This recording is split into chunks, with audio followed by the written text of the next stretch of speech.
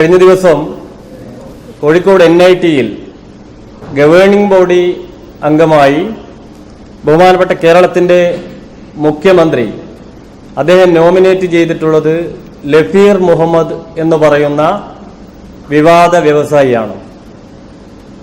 കോഴിക്കോട് NITയെ സംബന്ധിച്ചിടത്തോളം അതിന്റെ faculty രംഗത്തായാലും staff പാറ്റേണിലായാലും രാജ്യത്ത് 32 NITകളിൽ ഒന്നാം സ്ഥാനത്ത് നിൽക്കുന്ന ഒരു ഉന്നത വിദ്യാഭ്യാസ കേന്ദ്രമാണ്.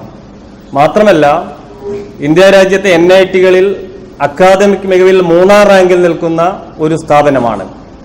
ആ സ്ഥാപനത്തിന്റെ ചരിത്രത്തിൽ ഇന്നേവരെ ഗവേണിംഗ് ബോഡി അംഗങ്ങളായിട്ടുള്ളവരെല്ലാം തന്നെ സമൂഹത്തിൽ ഉന്നതമായിട്ടുള്ള പദവികൾ അലങ്കരിച്ചവർ, വിദ്യാസമ്പന്നർ അല്ലെങ്കിൽ കളങ്കിതരല്ലാത്ത പൊതുപ്രവർത്തകരായിരുന്നു.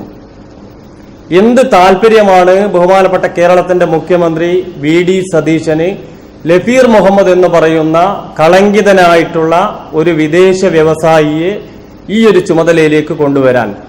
അദ്ദേഹം കോൺഗ്രസിന്റെ എന്തെങ്കിലും പദവി വഹിച്ചിട്ടുണ്ടോ?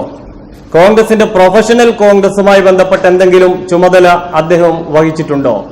കോഴിക്കോട്ടെ ബഹുമാനപ്പെട്ട MP MK രാഘവനെ ഇദ്ദേഹത്തെക്കുറിച്ച് അറിയോ? ഇവിടെയുള്ള കുന്നമംഗലത്തിന്റെ MLAക്ക് അറിയോ? കോഴിക്കോട്ടെ DCCയുടെ നേതൃത്വത്തിന് ഇദ്ദേഹത്തെക്കുറിച്ച് എന്തെങ്കിലും അറിയോ?